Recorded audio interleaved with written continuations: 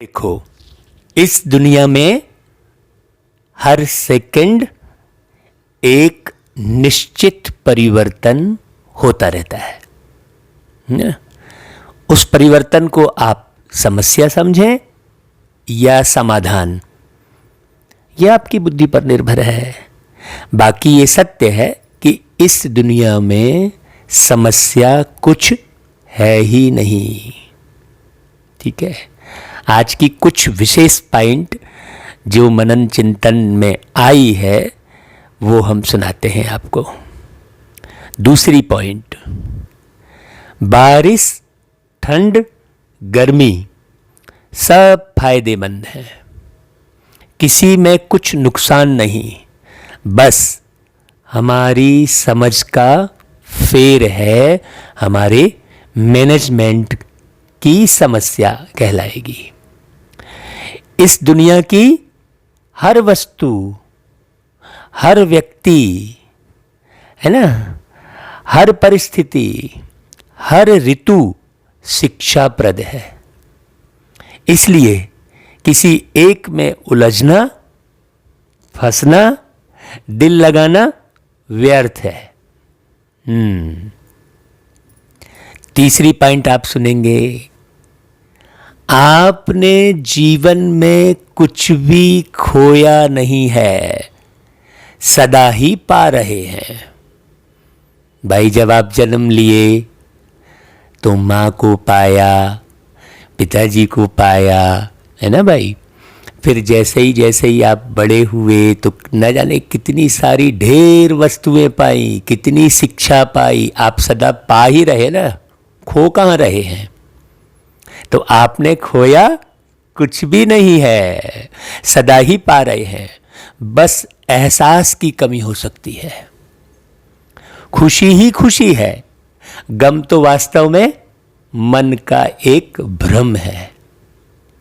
हाँ, चौथी पॉइंट, दुनिया में सिर्फ एक ही सुप्रीम डॉक्टर परमात्मा शिव है, बाकी कोई डॉक्टर नहीं है इस दुनिया में। एक ही मालिक है, बाकी दूसरा कोई मालिक है ही नहीं।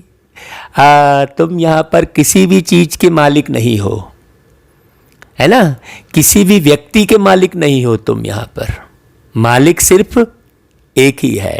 इसलिए स्वयं को मालिक समझना बहुत बड़ी भूल है, बहुत बड़ी अव्यवस्था है। एक ही बाप है और एक ही सतगुरु है। इसे बहुत अच्छे से समझने की जरूरत है। अब कुछ पॉइंट और समझते हैं। देखो, हमें दुनिया के इन 6 सिस्टम के साथ, सिस्टम कहें, हिंदी में उसे विधि कहें, इनके साथ यदि व्यवस्थित चलना आ गया तो समझो सदा ही जीवन हसीन है।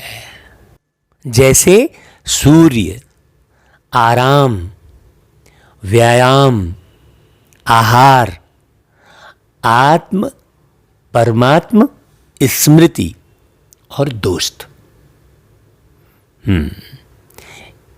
ये एक सिस्टम है। दोस्त में रिश्तेदारी नहीं होती, है ना भाई। हाँ, और स्मृति स्वयं आत्मा और परमात्मा की स्मृति। आहार को यदि हमने समझ लिया, व्यायाम को अच्छे से समझ लिया, आराम को समझ लिया और सूर्य को समझ लिया, अपने जीवन के सभी चरणों में इन विधियों को अपनाते रहें और स्वस्थ मस्त जीवन का आनंद लें। देखो, यदि आप चांद को देखते हैं तो सदैव स्वयं में शीतलता का एहसास करते रहें कि भाई मैं भी चांद की तरह शीतल ही हूं। यदि आप सूर्य को देखते हैं तो सदैव ऊर्जावान महसूस करते रहें कि भाई संपूर्ण ऊर्जावान मैं भी हूं सूर्य की तरह। यदि आप दर्पण देखते हैं तो आप एक अजर अमर अविनाशी चैतन्य सितारे हैं, सदा इसी सत्य में रहें, दर्पण देखकर। यकीन मानिए, इस दुनिया में हम सभी यात्री हैं, और ये धरती, जल, वायु, अग्नि, आकाश जो भी है, ये जो प्रकृति है, ये जो दुनिया है, ये एक यात्रा का स्थान है। और परमात्मा हमारी इस यात्रा के एक्यूरेट गवाह हैं, जो इस यात्रा की विधि को एक्यूरेट जानते हैं। उन्हें जाने, पहचाने, उनसे संबंध बनाए, तब उन पर पूरा भरोसा होगा। ऐसे ही भगवान पर भरोसा करो कहने से भरोसा होता नहीं है। बिना जाने पहचाने, बिना संबंध बनाए किसी पर थोड़ी भरोसा हो जाता है। तो आप उन्हें जाने, पहचाने, उनसे संबंध बनाए, तब उन पर पूरा भरोसा होगा, और तब ही इस जीवन का पूर्ण आनंद ले सकेंगे। जीवन बस एक यात्रा है जो अंतहीन है। इसका कहीं ना तो आदि है और ना कहीं अंत है। आपने जीवन की यात्रा कहाँ से शुरू की और कहाँ समाप्त होगी, ये बिल्कुल नहीं कहा जा सकता। इसलिए सदा भरपूर होकर जीते रहो, जियो, और निरंतर प्यारे पिता परमात्मा शिव बाबा को दिल से याद करते रहो। उनकी वाणी को बिल्कुल ध्यान से पूरी सुनते रहो, है ना भाई। जो रोज आपके पास YouTube चैनल के माध्यम से पहुंच रही है। हाँ, तो आज 28 अप्रैल 2021 को प्यारे बाबा ने कहा, मीठे बच्चे, योग से ही आत्मा की खाद निकलेगी। योग माना संबंध। हमने कहा ना भाई, किससे संबंध बनाना? प्यारे पिता परमात्मा से। बाप से पूरा वर्षा मिलेगा, यदि संबंध होगा तो पूरा वर्षा मिलेगा। इसलिए जितना हो सके योग बल बढ़ाओ। भाई किससे योग बल बढ़ाओ? हाँ, परमात्मा से योग रहेगा तो आत्माओं से सहज योग रहेगा, वियोग नहीं होगा। हाँ, इस दुनिया में कोई भी किसी से कभी जुदा नहीं होता। हाँ, ज्ञान नहीं होने के कारण हमें बिछड़ने का गम होता है कि अरे वो हमको छोड़ के चला गया। ऐसा होता ही नहीं है। यदि आप सत्य ज्ञान को समझेंगे, सत्य ज्ञान को कब समझेंगे? जब परमात्मा से एक्यूरेट संबंध बनाएंगे, तभी बल प्राप्त होगा। क्योंकि सर्वशक्तिवान एक परमात्मा है। हम स्वयं को भूल जाने के कारण शक्तिहीन हो जाते हैं। बाबा कहते हैं, देखो, देवी देवताओं के कर्म श्रेष्ठ थे, अभी सबके कर्म भ्रष्ट क्यों बने हैं भाई? हैं? क्योंकि अपने असली धर्म को भूल गए हैं। धर्म भूलने के कारण ही जो कर्म करते हैं वह भ्रष्ट होते हैं। तो बाप तुम्हें अपने सत्य धर्म की पहचान देते हैं, साथ साथ सारे वर्ल्ड की हिस्ट्री, ज्योग्राफी सुनाते हैं कि ये जीवन की यात्रा किस प्रकार से संचालित हो रही है, जो सबको सुनानी है। और प्यार के सागर परम पिता परमात्मा बाप का सत्य परिचय देना है। अब आप जिन धर्मों की बात करते हैं तो आप गौर करें, कहते हैं ये धर्म खराब है, हमारा धर्म अच्छा है। आप गौर करें कि सभी धर्मों में ऐसा कोई धर्म नहीं है जिसमें ईमानदार ना हो। ऐसा कोई धर्म नहीं है जिसमें ईमानदार ना हो लोग। और ऐसा कोई धर्म नहीं है जिसमें बेईमान ना हो लोग। ऐसा कोई धर्म नहीं है जिसमें लोग हिंसा ना करते हों, और ऐसा कोई धर्म नहीं है जिसमें लोग अहिंसा वाले ना मिले। हर धर्म में हिंसा वाले भी हैं, अहिंसा वाले भी हैं। हर धर्म में ईमानदार भी हैं, बेईमान भी हैं। तो फिर धर्म भेद किस बात पर? सोचने की बात है। हमारा धर्म श्रेष्ठ है, ये किस आधार पर कह रहे हैं भाई? सोचने की बात है। वास्तव में स्वधर्म को ना जानने के कारण ये सारी विकृति है। नहीं तो भाई सभी धर्म में मांसाहारी भी है और शाकाहारी भी है, सभी धर्म में। माने पार्टिकुलर किसी धर्म को ये नहीं कहा जा सकता कि इस धर्म के लोग मांसाहारी हैं। सभी धर्म में लोग मांसाहारी भी हैं और कुछ मात्रा में शाकाहारी भी है। तो किस धर्म को हम समझे भाई, और कौन से धर्म को श्रेष्ठ बोलें, और क्यों धर्म भेद लाएं? तो लड़ाई क्यों करें हम अननेसेसरी, है ना भाई? अगर बारीकी से सोचें तो बाबा आकर हमें अपना धर्म, अपने स्वधर्म में रहना सिखाते हैं। इसलिए बाबा ने आपके ही बीच का बजा हुआ वो गीत उठाया है जो आपने बनाया है। मुखड़ा देख ले प्राणी जरा दर्पण में, हो देख ले कितना पुण्य है, कितना पाप तेरे जीवन में। देख ले दर्पण में, मुखड़ा देख ले प्राणी।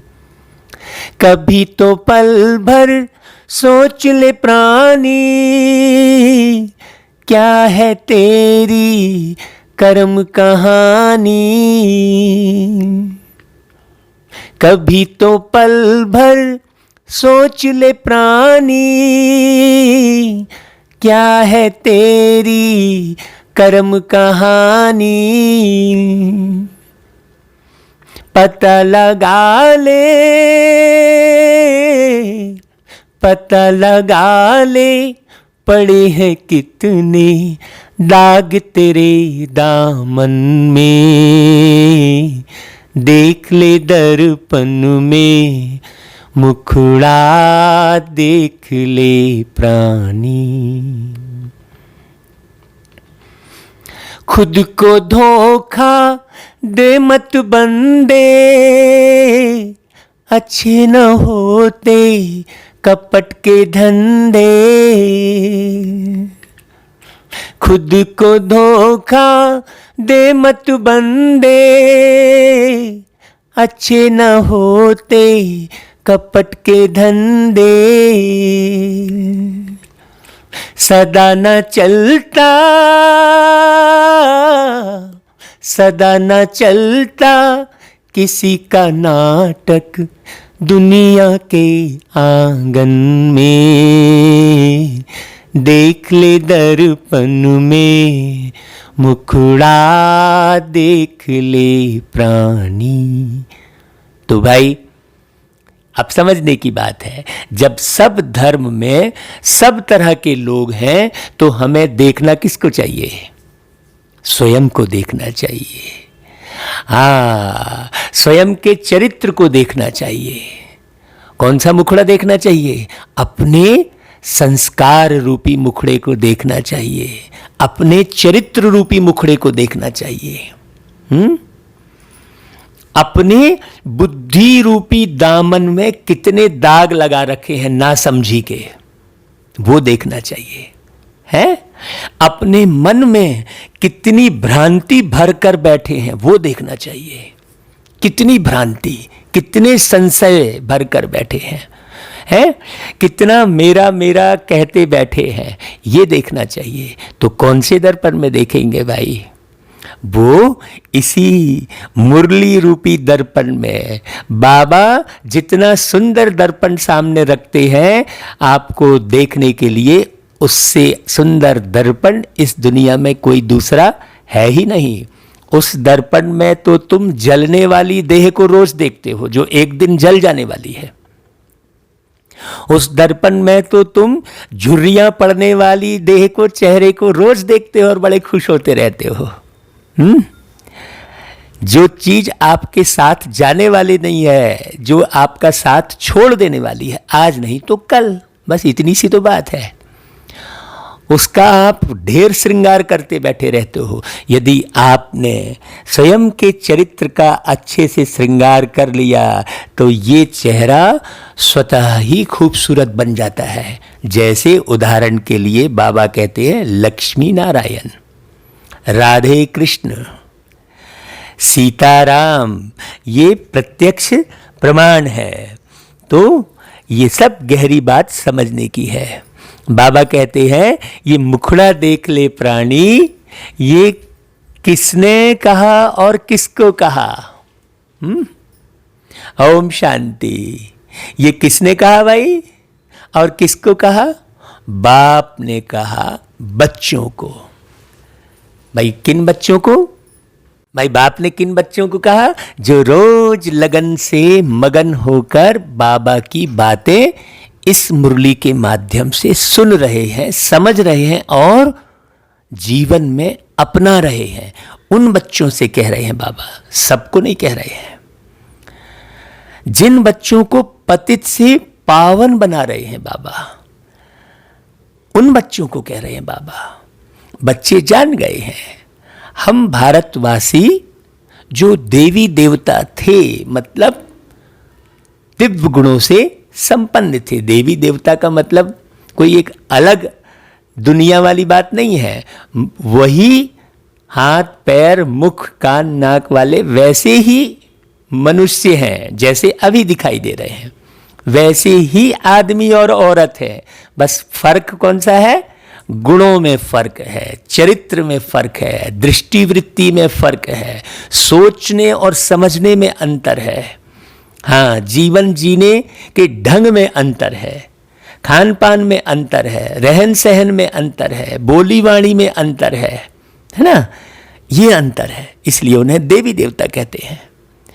वह अब 84 जन्मों का चक्र लगाए सतो प्रधान से पास कर अब सतो रजो तमो और अब तमो प्रधान बन गए हैं। कौन? तुम बच्चे जो तुम सुन रहे हो। तो ये एहसास होता है जो बाबा रोज पढ़ा रहे हैं कि भाई हम सतो प्रधान थे और अब तमो प्रधान बन गए हैं। तो अपने अंदर की तमस को बारीकी से जाने, पहचाने कि भाई हमारा खान पान तामसी है, हमारी बोली वाणी तामसी है। ये देखें, हमारा व्यवहार तो तामसी नहीं है, ये सब चेक करें। अब फिर पतितों को पावन बनाने वाले बाप कहते हैं अपने दिल से पूछो कि कहाँ तक हम पुण्य आत्मा बने हैं। माना कितने सतो प्रधान बने हैं। तमो प्रधान माना पाप आत्मा और सतो प्रधान माना पुण्य आत्मा। तुम सतो प्रधान पवित्र आत्मा थे जब यहाँ पहले पहले तुम देवी देवता कहलाते थे, जिसको आदि सनातन देवी देवता धर्म कहा जाता था। अभी नहीं, अभी देवी देवता धर्म है ही नहीं, किसी को पता भी नहीं है। कह देते हैं हमारे कुल देवता, ये नहीं समझते कि हम देवता कुल के हैं, उल्टा बोलते हैं हमारे कुल देवता ये हैं, ऐसा बोलते हैं। तो भाई जब आपके कुल देवता हैं तो फिर आप कौन से कुल के होंगे? सोचने की बात है? जब आपके कुल में एक देवता बैठे हैं तो फिर आप कौन से कुल के होंगे? ये समझने की बात है ना भाई, देवताई कुल के होंगे ना, लेकिन हिंदू कहलाते हैं। ये बहुत बड़ी भूल है कि नहीं है? तो अभी कोई भारतवासी अपने को देवी देवता धर्म के नहीं कहलाते। हिंदू तो कोई धर्म है ही नहीं। हिंदुस्तान में रहते हैं तो हिंदू, जैसे गुजरात में रहते हैं तो गुजराती। अब गुजराती कोई अलग जाति थोड़ी है भाई। सिंध में रहते थे तो सिंधी कहने लगे, पंजाब में रहते हैं तो पंजाबी कहते हैं, छत्तीसगढ़ में रहते हैं तो छत्तीसगढ़िया बोल देते हैं। तो ये जाति थोड़ी हो गई कोई, है ना। ऐसा ही हिंदुस्तान में रहते हैं तो हिंदू कहलाते हैं, परंतु पतित होने के कारण, तमोप्रधान होने के कारण अपने को देवता कहला नहीं सकते। शर्म आती है, कैसे बोले अपने को देवता, क्योंकि जान रहे हैं कि भाई हम तो भ्रष्ट कर्म कर रहे हैं।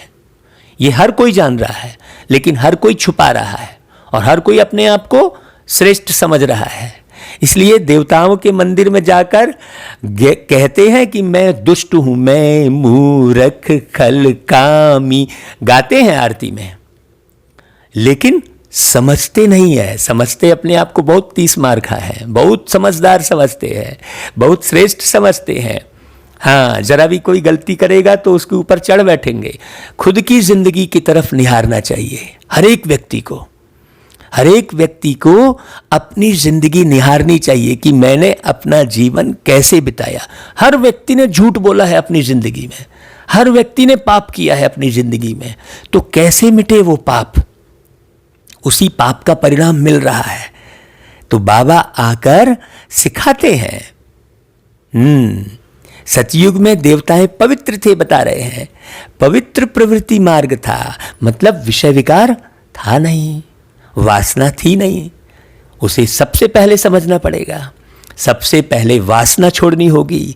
अपने इन दृष्टि की वासना, कानों से सुनाने वाली वासना, मुख से बोलने वाली वासना, सब छोड़ना पड़े ना भाई। वासना मतलब केवल ब्रह्मचर्य व्रत वाली बात नहीं है कि ब्रह्मचर्य व्रत का पालन कर लिए तो वासना छूट गई कहेंगे। है बारीक बात। ये बारीक पढ़ाई केवल बाबा पढ़ाते हैं, बाकी तो यज्ञ रचते हैं, माने आश्रम खोलेंगे वहां ही शादी कराएंगे और विषय विकारों में जाने की छुट्टी देंगे। सोचने की बात है। पवित्र प्रवृत्ति मार्ग था, ये बाबा बता रहे हैं। तो यथा राजा रानी तथा प्रजा पवित्र थे, तो मूल है ब्रह्मचर्य व्रत का पालन करना। पवित्र प्रवृत्ति मार्ग था भाई। भारतवासियों को बाप याद दिलाते हैं। नीचे धरती पर आकर बाबा क्या बताते हैं, तुम मंदिर में जा रहे हो और वहीं शादी करके मंदिर में जाते हो, पहले पहले देवी देवताओं के मंदिर में जाते हो और सीखते कुछ नहीं हो, है। विवाह होता है तो पहले देव दर्शन करने जाते हैं दोनों युगल, तो देव दर्शन जाकर फिर जाकर घर में आके फिर विषय विकार में जाते हैं। जबकि देव दर्शन पहले इसलिए कराया जाता है कि अब तुम्हें पवित्र प्रवृत्ति मार्ग जीना है। एक साथ मधुर दिल के प्रेम से संबंध बनाना है, देह के प्रेम से संबंध नहीं बनाना है। वहां अलग अलग माने देवी और देवता खड़े रहते हैं, ऐसे हाथ किए हुए, देने वाली स्थिति वाला हाथ रहता है हमेशा, आशीर्वाद वाला हाथ रहता है। लक्ष्मी जी के हाथ से सिक्के गिरते दिखाते हैं, तो हमेशा देने वाली अवस्था एक दो को, यहाँ तो हमेशा लेने वाली अवस्था रहती है। हाँ, पत्नी को पति के प्रेम की भूख रहती है, तो पति को पत्नी के प्रेम की भूख रहती है। सारी जिंदगी बस एक ही बात करते रहते हैं, क्यों, तुम हमसे प्रेम करते हो कि नहीं। हमेशा शक के दायरे में रहते हैं, दोनों एक दूसरे के रहते हैं कि नहीं रहते हैं। तो अभी क्यों ऐसा है, क्योंकि विषय वासना है। वासना से मुक्त जीवन यदि जिएंगे तो सारी समस्या का समाधान एक झटके में हो जाएगा। हाँ, लंबी चौड़ी बात हम नहीं कहेंगे भाई, सीधी सीधी बात जो बाबा ने सिखाई है वही मुख्य है। इसलिए बाबा बार बार कह रहे हैं कि भाई वहां तुम पवित्र थे। हाँ, याद दिला रहे हैं, पवित्र प्रवृत्ति मार्ग वाले आदि सनातन देवी देवता धर्म वाले थे। उसको स्वर्ग कहा जाता था, जहाँ किसी भी किस्म का वर्ग भेद नहीं है। नारी अलग धर्म, पुरुष अलग धर्म, ऐसा कुछ नहीं है। आप कहते भी हो हिंदू मुस्लिम सिख ईसाई हम सब है भाई भाई, तो कौन से नाते से भाई? नारी का कोई धर्म नहीं है क्या? नारी को कैसे भाई बोले? नहीं, वहाँ हम सब एक थे, पवित्र प्रवृत्ति मार्ग था, एक ही धर्म था। पहला नंबर महाराजा महारानी लक्ष्मी नारायण थे। किसी बात को जब आप रोज याद करेंगे, रोज समझेंगे, तभी वो पक्का होता है। इसलिए बाबा रोज मुरली में आपको याद दिलाते हैं। जैसे आप रोज लड़ाई झगड़े वाली बात सुन रहे हो, रोज बीमारी वाली बात सुन रहे हो, तो आपके अंदर में क्या पक्का हो रहा है? वो बीमारी ही पक्की हो रही है। अरे मेरे को कहीं वो बीमारी तो नहीं लग गई, मेरी सांस फूल रही है, मेरा ये हो रहा है। आप सुन रहे हो, आप सुन रहे हो तो सांस फूलना शुरू हो रही है। आप सुन रहे हो तो बुखार में पड़ रहे हो, बार बार आप वही सुन रहे हो। इसके बदले आप बार बार ये सुनो ना भाई कि हम लक्ष्मी नारायण थे, सुखी थे, ये बाबा रोज तो सुना रहे हैं आपको। तो बाबा कहते हैं उनकी भी डिनाइस्टी थी, है ना भाई। जैसे अभी डिनाइस्टी है, राजधानी है ना भाई, एक एक देश की अलग अलग राजधानी, एक एक राज्य की अलग अलग राजधानी, वैसे ही वहाँ भी थी भाई। और भारत बहुत धनवान था, है ना भाई, वह सतयुग था। हाँ, मतलब सब लोग जब सच्चे होकर चलेंगे, सच्चे होकर रहेंगे तो रियल में धनवान रहेंगे।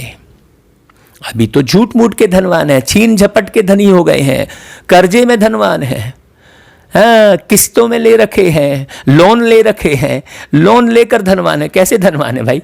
कोई सरकार का लोन लेके कोई आप सुन भी रहे हो, वो 9,000 करोड़ लेके भागा, तो वो 12,000 करोड़ लेके भागा, और वो धनवान कैसे हो गया? सोचने की बात है। जो दूसरे का धन लूट कर धनवान बने हुए हैं तो झूठ हो गया ना, है ना। तो धनवान कैसे कहलाएंगे? तो गरीब ही कहलाएंगे ना। हाँ, फिर आए त्रेता में, तब भी पूज्य देवी देवता व क्षत्रिय कहलाते थे। वह लक्ष्मी नारायण का राज्य और वह सीताराम का राज्य, वह भी डिनास्टी चली। जैसे क्रिश्चियन में एडवर्ड द फर्स्ट, सेकंड, ऐसे चलता है ना। अभी क्रिश्चियन को तो आप जान रहे हो, लेकिन देवी देवता वाला युग आपको याद ही नहीं है। वैसे भारत में भी ऐसे था। 5,000 वर्ष की बात है, अर्थात 5,000 वर्ष पहले भारत पर इन लक्ष्मी नारायण का राज्य था। अब आप 50,000 वर्ष और 60,000 वर्ष, ये आपको याद कहाँ रहेगा जब 5,000 वर्ष की याद नहीं है आपको, कल की याद नहीं रहती है, तो कितने वर्षों का सही कैलकुलेशन कैसे निकालेगा? कोई भी नहीं निकाल सकता। सब अंदाज लगा कर इलाज कर रहे हैं। हाँ चलो भाई, ये एक बीमार पड़ा तो बोले चलो ये गोली खा लो, अच्छा इससे ठीक नहीं हुए, चलो दूसरी खा लो। कोई डिसाइडेड ही नहीं है, किसी भी बीमारी का कोई भी समाधान डिसाइडेड नहीं है, कंफर्म नहीं है, पक्का नहीं है ना भाई। तो फिर ये युगों के ज्ञान को पक्का कैसे कहेंगे भाई, जब छोटी सी बीमारी की दवाई पक्की नहीं है? तो इतने बड़े युग के ज्ञान को पक्का है, सही है, कैसे कह देंगे जो 50,000 साल 60,000 साल बोल रहे हो और आप मान ले रहे हो? बाबा ने कहा कि देखो 5,000 वर्ष पहले भारत पर इन लक्ष्मी नारायण का राज्य था, परंतु उन्होंने यह राज्य कब और कैसे पाया यह कोई नहीं जानते।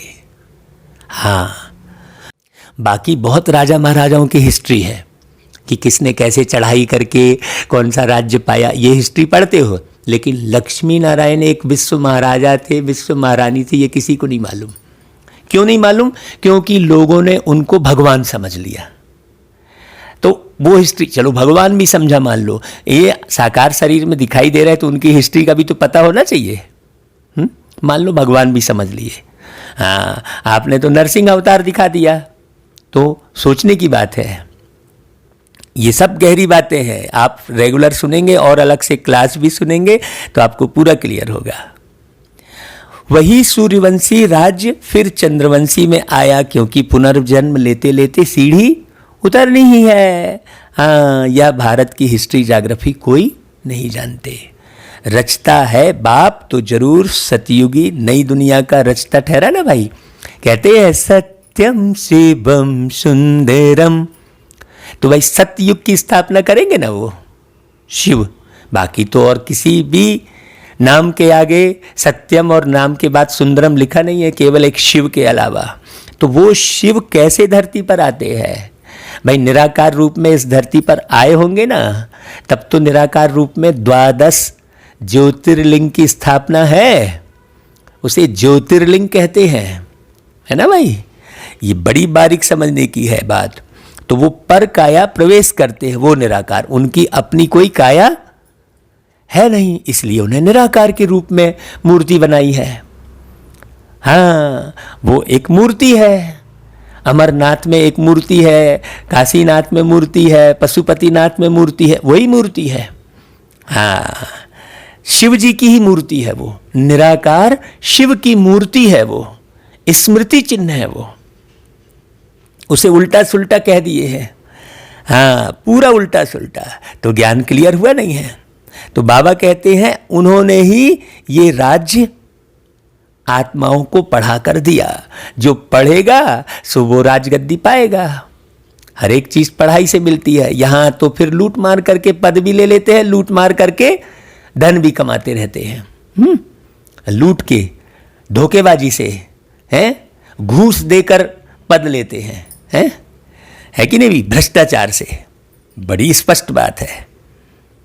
तो बाबा कहते हैं जब बाबा धरती पर आते हैं तो कोई इस प्रकार से जो पढ़ेगा, उसको गीता में लिखा है जो ओटे सो अर्जुन। हाँ, जो अच्छे से पढ़ेगा, खूब रियल में नहीं, पीठ पीछे कुछ कर रहा है, बोल कुछ और रहा है, हाँ, सोच कुछ और रहा है। आज का व्यक्ति सोचता कुछ और है, बोलता बड़े प्यार से है, हम आपके हैं, हम ये कर देंगे, हम वो कर देंगे, और करेंगे कुछ नहीं। तो बाबा कहते हैं वही सूर्यवंशी राज फिर चंद्रवंशी में आया। हाँ, बाप कहते हैं तुम आज से 5000 वर्ष पहले स्वर्ग में थे। ऐसी बात कौन बोलेगा भाई कि तुम 5000 वर्ष पहले, तुम यानी कौन? शरीर तो जला दोगे। 5000 वर्ष तक तो कोई शरीर नहीं रहता। हाँ, सारा झूठ झूठ लिख दी है। अरे अभी लोगों को मालूम नहीं है इस युग में, जबकि तारीख समय सब है, लेकिन लाखों लोगों को अपने जन्म की तारीख का पता नहीं है अभी। तो वो व्यक्ति 2000 साल से जीवित है, ऐसा कैसे बोल सकते हैं? सोचने की बात है। सारा गपोड़ संख है पूरा दुनिया के अंदर में, झूठ ही झूठ। कलयुग माना झूठ युग। तो बाबा कहते हैं कि भाई देखो 5000 वर्ष पहले तुम स्वर्ग में थे, यह भारत स्वर्ग था, फिर नर्क में आए हैं। दुनिया तो इस वर्ल्ड की हिस्ट्री ज्योग्राफी को नहीं जानती, वह तो अधूरी सिर्फ पिछाड़ी की हिस्ट्री जानते हैं। बस पीछे पीछे की बात को जानते हैं। सतयुग त्रेता की हिस्ट्री ज्योग्राफी को कोई नहीं जानते, जानेंगे ही नहीं ना। ऋषि मुनि भी कहते गए हम रचता और रचना के आदि मध्य अंत को नहीं जानते। ये सृष्टि का चक्र कैसे घूमता है किसी को नहीं मालूम। जाने भी कोई कैसे? भाई सब तो शरीर बदलते चले गए, तो कैसे जानेंगे भाई? बाप तुमको ही बैठ समझाते हैं। ये कितनी खुशी की बात है। ये मुरली तो मैं समझता हूं कि सारे दिन में 10 बार सुन लेनी चाहिए, क्योंकि जितना सुनेंगे उतना पक्का होते जाएगा। जैसे अभी आप झूठ को सत्य समझकर घबरा रहे हैं, हम तो बिल्कुल नहीं घबरा रहे हैं भाई। उसी परिस्थिति में हम भी रह रहे हैं। हाँ, लेकिन हम बिल्कुल नहीं घबरा रहे। हमें मालूम है ये पूरा का पूरा झूठ है दुनिया में। क्यों झूठ कब समझ में आया हमको? जब हमने सत्यम शिवम सुंदरम की सत्य मुरली का 25 सालों से श्रवण लगातार किया, तब समझ में आया। हाँ, सत्य को समझना आसान थोड़ी है। जब हम सत्य स्वरूप में रहते हैं तब सत्य की समझ होती है। हाँ, एक तरफ हम गंदे पिक्चर देख रहे हैं, इधर उधर झरमुई में लगे हैं, हा हा हु में लगे हैं, तो कहाँ से समझ में आएगा, है ना भाई? हाँ, हम अपने मनोरंजन में ही लगे हैं। हम अभी मन को ही खुश करने में लगे हैं। अरे यार मेरा मन कैसे खुश हो, अरे बहुत दुखी है, बहुत चिंतित है, उसी में लगे हैं। तो कहाँ से ये बात समझ में आएगी भाई? सोचने की बात है। तो बाबा कहते हैं वो जान भी नहीं सकते ऋषि मुनि। शिव बाबा भारत में ही दिव्य जन्म लेते हैं, जिनकी शिव जयंती भी होती है। शिव जयंती के बाद फिर चाहिए गीता जयंती, अर्थात ज्ञान। शिव बाबा आके क्या करेंगे? ज्ञान सुनाते हैं। फिर साथ साथ होनी चाहिए कृष्ण जयंती।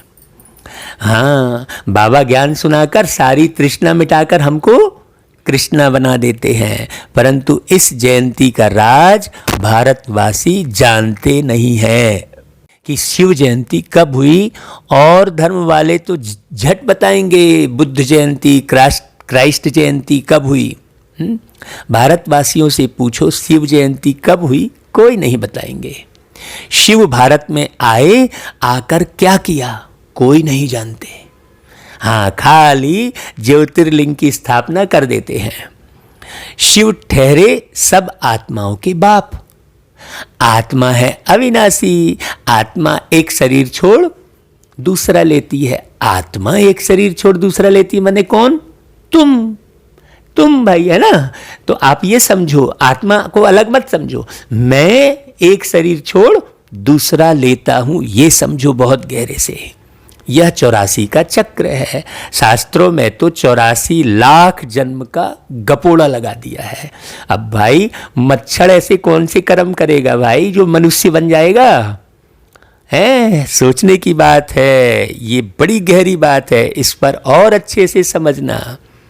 तो बाप आकर राइट बात बताते हैं। शिव बाप, शिव ही सत्य बताएंगे ना, सत्य तो उन्हीं के नाम के आगे सत्य शब्द लगा हुआ है। बाप के सिवाय बाकी सब रचता और रचना के लिए झूठ ही बोलते हैं, क्योंकि यह है ही झूठ का राज्य, माया का राज्य। पहले तुम पारस बुद्धि थे, भारत पारसपुरी था, सोने हीरे जवाहरों के महल थे। ऐसे ईंट पत्थरों के थोड़ी महल थे भाई।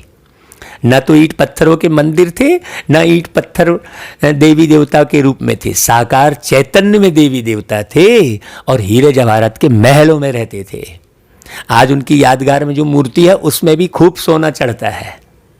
सोचने की बात है। तो जब साकार में रहे होंगे तो कितने धनवान रहे होंगे। हाँ, इसलिए अंदर हृदय से गीत निकलता है कि हाँ भाई, बन के बाबा आपके हम कितने धनवान हुए। दिल का नाता जुड़ा जब से, हर गम से अनजान हुए। हाँ, बन के बाबा आपके हम कितने धनवान हुए। ऐसे दिल से ये आवाज निकलती है जो स्वर के रूप में प्रस्फुटित होती है। तो बड़ी समझने की बात है। अभी नहीं समझे भाई तो फिर कभी नहीं समझोगे। इसलिए समझो समझो, हाँ, कि भारत पारसपुरी था। दुनिया की हिस्ट्री ज्योग्राफी प्यारे बाबा ही बताते हैं। भारतवासी यह नहीं जानते कि हम सो पहले पहले देवी देवता थे। अभी कई लोग हम सो हम में सांसों का अभ्यास करते हैं। और हम सो हम जो गीता में लिखा है उसका अर्थ मालूम नहीं है। उसमें क्या कर दिया लोगों ने, हम सो आत्मा सो परमात्मा कह दिए। हम आत्मा ही परमात्मा है। जब परमात्मा एक है, सबका मालिक एक है और आत्माएं अनेक है, तो हम आत्मा सो परमात्मा कैसे हो जाएगा भाई? कितनी झूठ बात, सोचिए। और सब उसको माने पड़े हैं। हाँ, जितने भी समाचार सब कोई सुनने लायक नहीं है, इसलिए कभी मत सुनो कोई भी समाचार, केवल ये बाबा का सुनो। तो भारतवासी यह नहीं जानते भाई। हाँ, अभी पतित कंगाल इरिलीजियस बन गए हैं, अपने धर्म को भूल गए हैं। यह भी ड्रामा अनुसार होना है। हाँ, तो यह वर्ल्ड की हिस्ट्री ज्योग्राफी बुद्धि में आनी चाहिए ना। ऊंचते ऊंच सर्व आत्माओं के बाप मूल वतन में रहते हैं। 5 तत्वों से पार, धरती जल वायु अग्नि आकाश से उस पार। फिर है सूक्ष्म वतन, यह है स्थूल वतन। सूक्ष्म वतन में सिर्फ ब्रह्मा विष्णु शंकर दिखाते हैं, उनकी दूसरी कोई हिस्ट्री ज्योग्राफी है ही नहीं। अब ब्रह्मा का भी कोई हिस्ट्री नहीं है, ब्रह्मा की कहाँ से है? यह 3 तबके हैं, गॉड इज वन कहते हैं। उनकी रचना भी एक है, केवल सतयुग, बस, है ना भाई। बाकी तो त्रेता अपने आप आता है, द्वापर अपने आप होता है। तुम नीचे उतरते जाते हो तो समय भी परिवर्तन होता रहता है, चक्र फिरता रहता है। सतयुग से त्रेता, फिर द्वापर कलयुग में आना पड़े। 84 जन्मों का हिसाब चाहिए ना, जो कोई भी नहीं जानते हैं। ना कोई शास्त्र में है। 84 जन्मों का पाठ तुम बच्चे ही बजाते हो। तो भाई याद आ रहा है आपको? रोज मुरली सुनेंगे तो पक्का होगा, क्योंकि कभी भी किसी बात को रोज सुनते हैं तो वो पक्का हो जाता है। जैसे आप छोटे से बच्चे को बुद्धू है, नालायक है, गधा है कहते हो तो सही में वो नालायक निकल जाता है, बुद्धू निकल जाता है। आपके कहने के ऊपर है, आप कैसे संभालते हो उसको। तो बाप आकर बच्चों को कैसे संभालते हैं कि बच्चे तुम देवी देवता थे, हाँ कई जन्मों से तुम भूले हुए हो। तो बाप तो इस चक्र में नहीं आते हैं। हाँ बाबा सतयुग, त्रेता, द्वापर, कलयुग नहीं आते। लोगों ने तो हर युग में उनका अवतार दिखा दिया है। देखो हर जगह भ्रांति है। तो दुनिया में हर जगह है भ्रांति, इसलिए है अशांति। तो भ्रांतियों को पहले मिटाओ भाई मुरली सुनकर। बच्चे ही पावन से पतित बन जाते हैं, इसलिए चिल्लाते हैं। बाबा तो कोई चक्र में आते नहीं है। बाबा आकर हमको फिर से पावन बनाओ, एक को ही सब पुकारते हैं। रावण राज्य में जो सब दुखी हो पड़े हैं उनको आकर लिबरेट करो, फिर राम राज्य में ले जाओ। अरे भाई राम राज्य की चाहना सब कोई करते हैं ना।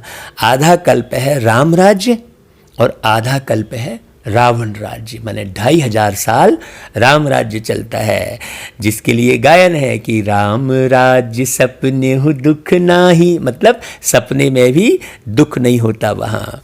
आधा कल्प है राम राज्य, आधा कल्प है रावण राज्य। भारतवासी जो पवित्र थे वही पतित बनते हैं, मतलब जिनकी आप मंदिरों में पूजा कर रहे हैं वही पतित बने घूम रहे हैं। हाँ सोचने की बात है। हो सकता है तुम ही अपने मंदिर में जाकर तुम ही पूजा कर रहे होगे, क्योंकि पतित हो गए हो तो भूल गए हो। इतनी गहरी बात कोई ना तो शास्त्र में है ना कोई ऋषि मुनि बता सकता। सोचने की बात है। वाम मार्ग में जाने से पतित होना शुरू होते हैं। भाई जगन्नाथपुरी में दिखाया भी है, देवी देवताओं को गंदे चित्र दिखाए हैं। भक्ति मार्ग शुरू होता है।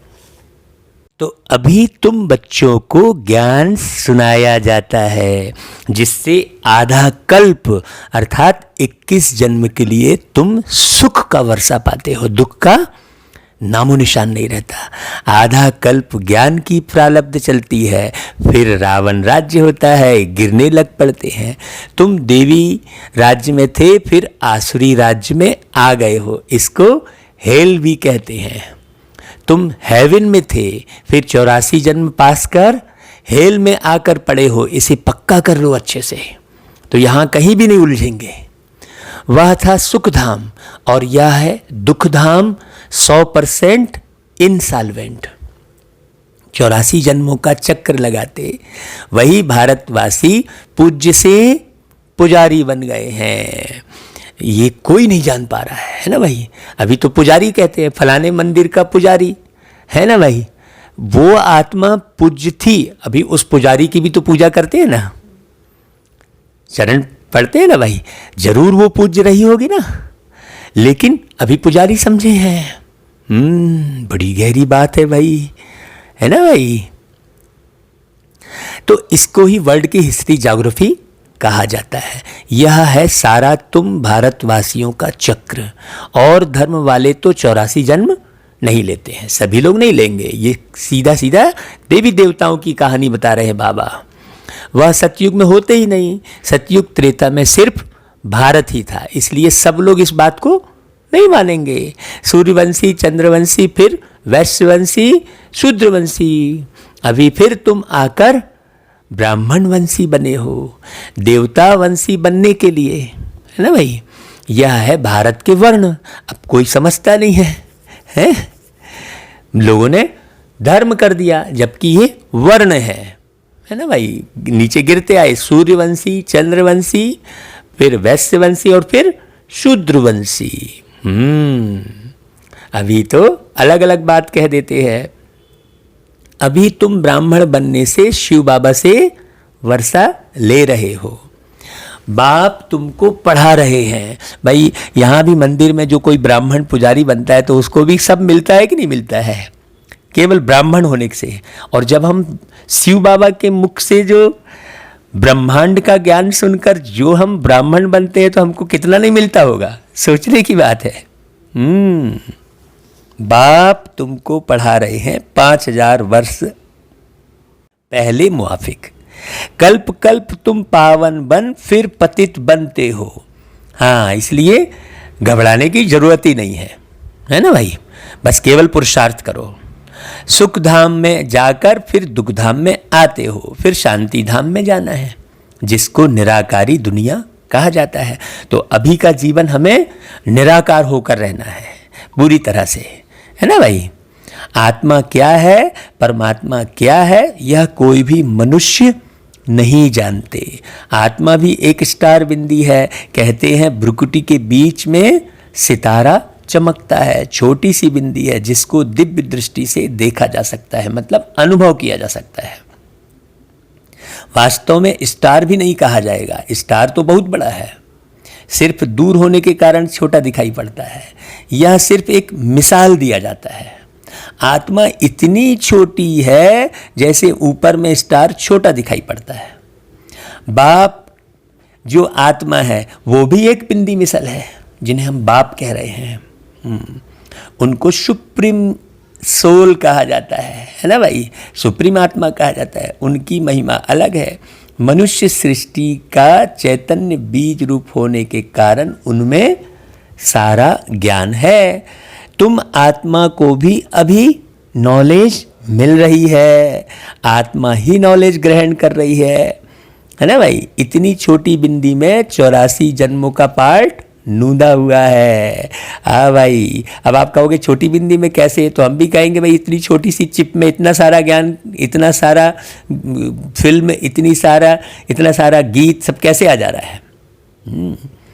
तो जैसे जैसे बाबा अति सूक्ष्म बातें बताते हैं वैसे ही साइंस भी अति सूक्ष्म होता चला जाता है। हाँ, बाबा कहते हैं कि आत्मा इतनी छोटी बिंदी, सो भी अभी अविनाशी है, उसको कोई मार नहीं सकता। सोचो, इतने छोटे को कोई खत्म नहीं कर सकता। बड़ी वंडरफुल बात है। 84 जन्मों का चक्र लगाते आए हो, इसका एंड हो ही नहीं सकता। फिर पहला जन्म, फिर 84 जन्म, फिर पहला जन्म, ये चलता रहता है। देवता थे, दैत्य बने, फिर सो देवता बनना है। यह चक्र चलता आया है। उन्होंने तो फिर देवता और दैत्य की लड़ाई दिखा दी, ऐसा तो है ही नहीं। हाँ, देवता और दैत्य लड़ेंगे ही नहीं, दैत्य ही लड़ते हैं हमेशा। हाँ, आसुरी वृत्ति वाला ही आसुरी वृत्ति वाले से लड़ेगा ना भाई। बड़ी सोचने की बात है। जो सद्गुणों से संपन्न है वो थोड़ी लड़ेगा। बाबा कहते हैं बाकी तो सब है बाई प्लाट। इस्लामी, बौद्धि आदि कोई 84 जन्म नहीं लेते हैं।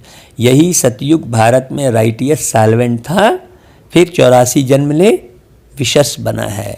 यह विशस वर्ड है। 5000 वर्ष पहले प्यूरिटी थी, पीस भी थी, प्रॉस्पेरिटी भी थी। बाप बच्चों को याद दिलाते हैं। भाई कौन से बाप कौन से बच्चों को याद दिलाते हैं? बिंदु बाप बिंदु बच्चे को याद दिलाते हैं। मुख्य है प्योरिटी, इसलिए कहते हैं विशस को वाइसलेस बनाने वाले आओ। वही सदगति देने वाले हैं, इसलिए वही सदगुरु भी है। अभी तुम बाप द्वारा बेगर टू प्रिंस बन रहे हो, अथवा नर से नारायण, नारी से लक्ष्मी बनते हो। तुम्हारा यह राजयोग है जो तुम्हें राजाई दिलाता है। योग ये एक ऐसा संबंध है जिससे आप राजा बन जाते हो। अभी कर्मेंद्रियों के राजा बनते हो और फिर बिल्कुल नेचुरल राजा महाराजा बनते हो। भारत को ही अब बाप द्वारा राजाई मिलती है सारे विश्व की, इसलिए विश्व गुरु कहलाता है फिर भारत। हाँ, वो गीत गाते हैं ना, जब जीरो दिया मेरे भारत ने। तो जीरो कौन? वही बिंदु परमात्मा का ज्ञान है ना भाई। ये बात कोई इस तरफ ध्यान ही नहीं देता है।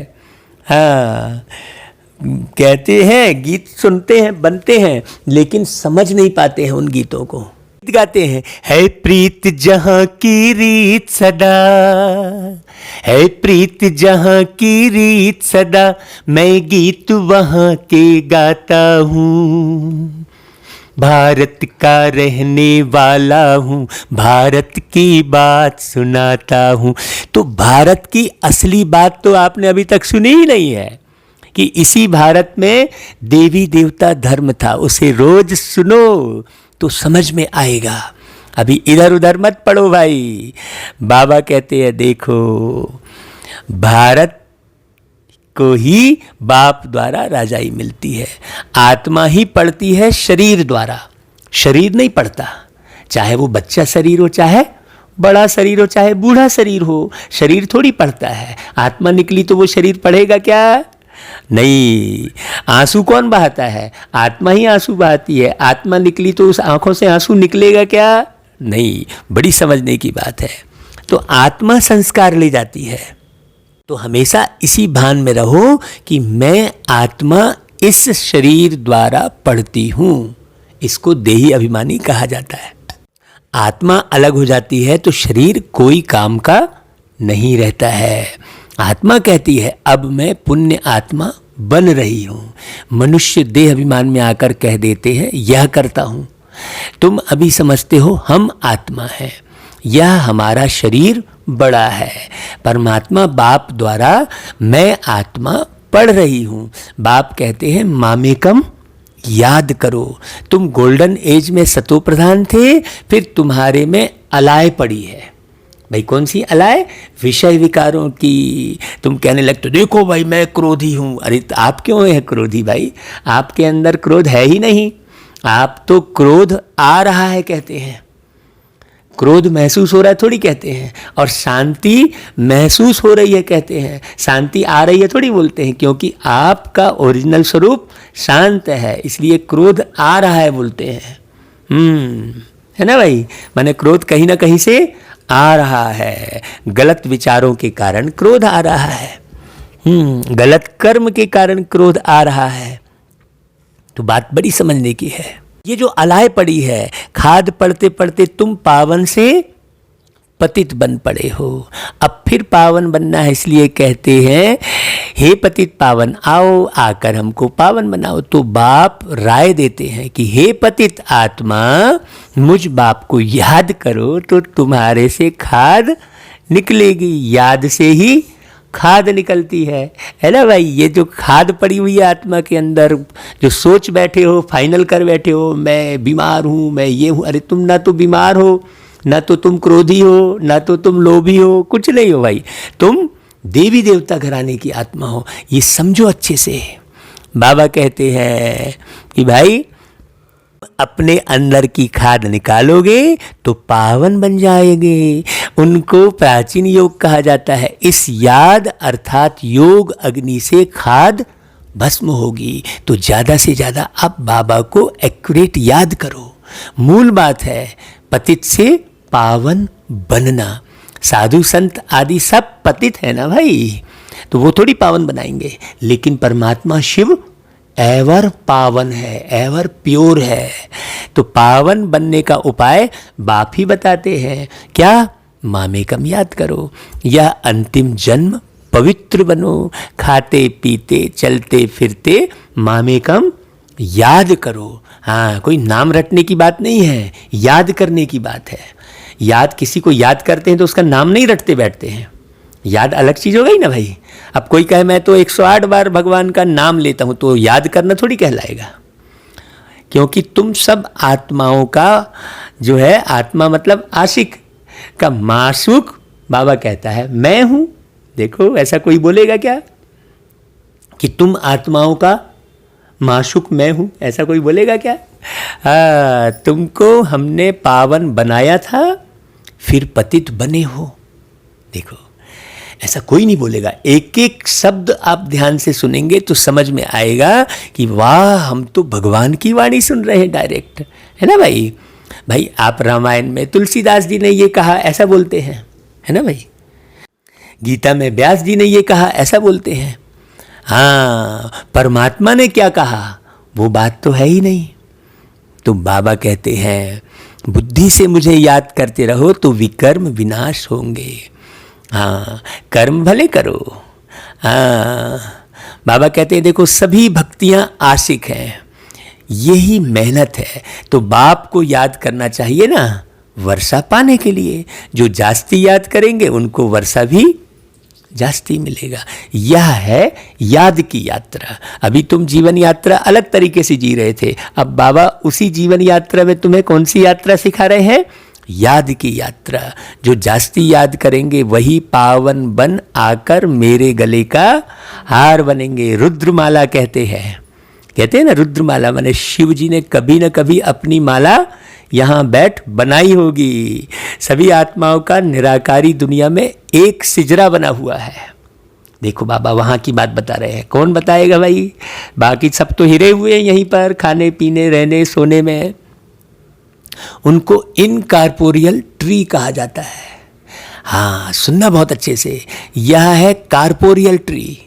निराकारी दुनिया से सबको नंबरवार आना है, आते ही रहना है। झाड़ कितना बड़ा है। हम पहले सोचते थे कि भाई कोई तो बताए आकर इस पूरे दुनिया का सिस्टम, जीवन की कहानी कोई तो बताए, वैसा सोचते थे पहले। कहाँ मालूम पड़ेगा। देखो हम कितने खुश नसीब हैं। हम खुश नसीब कितने, प्रभु का मिला सहारा। हम हो गए उसी के, हम हो गए उसी के, वो हो गया हमारा। हम खुश नसीब कितने। तो बाबा कहते हैं देखो झाड़ कितना बड़ा है। आत्मा यहाँ आती है पार्ट बजाने। जो भी सब आत्माएं हैं सभी इस ड्रामा के एक्टर्स हैं। सोचो, आत्मा अविनाशी है, उसमें पार्ट भी अविनाशी है। ये 5000 साल का ड्रामा है। अपने अपने समय पर पार्ट बजाने आते हैं। भाई एक स्टेज में सभी एक साथ थोड़ी आ जाएंगे, है भाई। जैसे मान लो 6 बजे ड्रामा शुरू हुआ, जैसे 6 से 9 का एक शो होता है 3 घंटे का, एक स्टेज पर पार्ट बजाते हैं। तो वो 6 बजे पूरे जो है कलाकार थोड़ी एक साथ स्टेज पे उतर आएंगे। कोई 6 बजे उतरेगा, कोई 7 बजे उतरेगा, है ना भाई। अलग अलग समय पर स्टेज पर आते हैं और अपना अपना डायलॉग बोलते हैं और फिर चल देते हैं स्टेज से बाहर, है वैसा होता है ना। तो अब पूरे समय कौन रहता है भाई? 6 बजे से लेके और स्टेज से बाहर जाता ही नहीं है वो, पूरे आखिरी ड्रामे तक वो पार्ट बजाता रहता है। हाँ, वो हीरो है, उसे हीरो कहते हैं भाई। बहुत गहरी बात है, ज़्यादा से ज़्यादा वही दिखता है फिर। है गहरी बात। अब वो क्या करता है, वो अपना पार्ट बजाता है, फिर थोड़ी देर के लिए फिर बाहर चला जाता है, फिर आ जाता है। वैसे ही यहाँ जन्म की बात है। यहाँ जन्म की बात है। जो पहले पहले सतयुग में उतरे थे वो फिर शरीर छोड़ते हैं, फिर नया शरीर लेते हैं, फिर आ जाते हैं मंच पर, वो जाते ही नहीं वापस। ऐसे 84 जन्म सबके नहीं होंगे, ये बात समझना। नहीं तो कोई बुरा मान जाए, वाह हमारे धर्म के लिए बोलते 84 जन्म नहीं लिए। ऐसी कोई बात ही नहीं है यहाँ पर, ऐसी कोई बात नहीं है। यहाँ पूरे एक्यूरेट समझने की बात है। तो बाबा कहते हैं सबका पार्ट अविनाशी है। ड्रामा कब बना यह कह नहीं सकते भाई। गोले में कौन सी शुरुआत है, कहाँ से, ये कैसे बताएंगे? ये सृष्टि पूरी पृथ्वी गोल है ना, तो यहाँ पर समय भी गोल है पूरा। आप घड़ी में भी गोल पूरा दिखाते हो, घूम फिर के फिर वापस 1 बजाती है वो घड़ी, 2 बजाती है ना भाई। बहुत बारीक समझने की है बात। तो बाबा कहते हैं कि भाई यह चलता ही रहता है ड्रामा। हाँ, जैसे घड़ी टिक टिक चलती रहती है, बैटरी रहती है, तो वैसा ही बाबा की शक्ति से ये पूरी सृष्टि का ड्रामा चलता ही रहता है। भारतवासी पहले पहले सुख में थे, फिर दुख में आए, फिर शांति धाम में जाना है, फिर बाप सुख धाम में भेज देंगे। उसमें जो जितना पुरुषार्थ कर ऊंच पद पाए, बाप तो किंगडम स्थापन कर रहे हैं भाई। हाँ, उसमें पुरुषार्थ अनुसार राजाई में पद पाएंगे। सतयुग में तो जरूर थोड़े मनुष्य होंगे। हाँ, एक साथ सारे मनुष्य मंच पर थोड़ी आ जाते हैं। ऐसा ही है, सतयुग में थोड़े मनुष्य होंगे। आदि सनातन देवी देवता धर्म का झाड़ छोटा है, बाकी सब विनाश हो जाएंगे। यह आदि सनातन देवी देवता धर्म स्थापन हो रहा है, अर्थात स्वर्ग के गेट खुल रहे हैं। 5000 वर्ष पहले भी इस लड़ाई के बाद स्वर्ग की स्थापना हुई थी। तो मुरली के शब्दों को, प्रत्येक मुरली के शब्दों को अलग अलग इतने अच्छे से समझाएं कि कोई भी मुरली सुने, है ना, किसी भी दिन की कोई भी मुरली सुने तो सब स्पष्ट समझ में आ जाए, है कि नहीं भाई? हाँ, क्योंकि बात तो बाबा बिल्कुल बस एक बात ही करते हैं पूरे सृष्टि चक्र की, उसमें सारी बात आ जाती है। तो अनेक धर्म विनाश हो गए थे, इस लड़ाई को कहा जाता है कल्याणकारी लड़ाई। अब नर्क के गेट खुले हैं, फिर स्वर्ग के गेट खुलेंगे। हाँ, स्वर्ग के द्वार बाप खोलते हैं, नर्क के द्वार रावण खोलते हैं, अर्थात 5 विकार खोलते हैं। बाप वर्षा देते हैं, रावण श्राप देते हैं। यह बातें दुनिया नहीं जानती। तुम बच्चों को समझाता हूँ, एजुकेशन मिनिस्टर भी बेहद की नॉलेज चाहते हैं, सो तो तुम ही दे सकते हो, परंतु तुम हो गुप्त, तुमको पहचानते ही नहीं है लोग। तुम योग बल से अपनी राजाई ले रहे हो। लक्ष्मी नारायण ने यह राज्य कैसे पाया, सो तुम जानते हो। इसको कहा जाता है ऑस्पिशियस कल्याणकारी युग, जबकि बाप आकर पावन बनाते हैं। भाई कृष्ण को तो सभी बाप नहीं कहेंगे ना, बाप निराकार को कहा जाता है। एक ओंकार निराकार, है ना, सदगुरु ऐसा कहते हैं ना भाई। हाँ, तो इसके लिए क्या करना पड़े, पावन भी बनना है, उस बाप को याद करना है, निराकार बाप को। विकारों को जरूर छोड़ना पड़े। वो लोग निराकार को याद तो करते हैं, लेकिन साकार शरीर में उलझे रहते हैं, विकारों में फंसे रहते हैं, देह की सुंदरता में ही अटके हैं। ये बहुत गलत हो जाता है। भारत वाइसलेस सुखधाम था, अब विशेष दुखधाम है। बर्थ नॉट ए पेनी है, यह ड्रामा का खेल है, जिसको बुद्धि में धारण करके औरों को भी कराना है। अच्छा बाबा फिर सब बच्चों को याद प्यार देते हैं, नमस्ते करते हैं। हम बच्चे भी बाबा को खूब याद करें भाई, सारा दिन खूब प्यार से याद करें। और ये जो धारणा के लिए सार बाबा ने बताया है, उसे कम से कम हम एक दिन तो पुरुषार्थ कर सकते हैं ना, कल के लिए फिर नया सार मिल जाएगा। तो आज का सार क्या है कि याद से पावन बन, बाप के गले का हार बनना है। इसलिए किसी भी बात में हार नहीं खानी है। हाँ, कर्म करते भी बाप की याद में रहे, विकर्माजीत बनना है। दूसरा पॉइंट, पुण्य आत्मा बनने का पूरा पूरा पुरुषार्थ करना है। देह अभिमान छोड़ देही अभिमानी बनना है। जब अपने को आत्मा समझोगे तभी अच्छे से पुरुषार्थ कर पाओगे। हाँ, फिर वरदान, पास विद आनर बनने के लिए सर्व द्वारा संतुष्टता का पासपोर्ट प्राप्त करने वाले संतुष्ट मणि भव। जो बच्चे अपने आप से, अपने पुरुषार्थ व सर्विस से, ब्राह्मण परिवार के संपर्क से सदा संतुष्ट रहते हैं, उन्हें ही संतुष्ट मणि कहा जाता है। आप सदा संतुष्ट रहो हर एक से। आपसे कोई संतुष्ट है कि नहीं है इतना ख्याल मत करो, लेकिन आप तो संतुष्ट रहो सबसे। तो सर्व आत्माओं के संपर्क में अपने को संतुष्ट रखना व सर्व को संतुष्ट करना, इसमें जो विजयी बनते हैं वही विजय माला में आते हैं।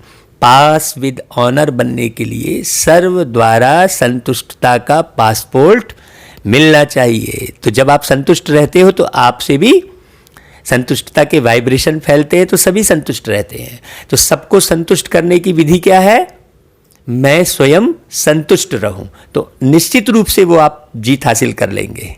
तो यह पासपोर्ट लेने के लिए सिर्फ सहन करने व समाने की शक्ति धारण करो। संतुष्ट रहो भाई, सहन करोगे तो संतुष्ट रहोगे, संतुष्ट रहोगे तो सहन कर लोगे। दोनों बातें एक दूसरे से बिल्कुल मिली हुई है। अच्छा भाई, फिर स्लोगन, रहम दिल बन, सेवा द्वारा निराश और थकी हुई आत्माओं को सहारा दो। अच्छा भाई, ओम शांति।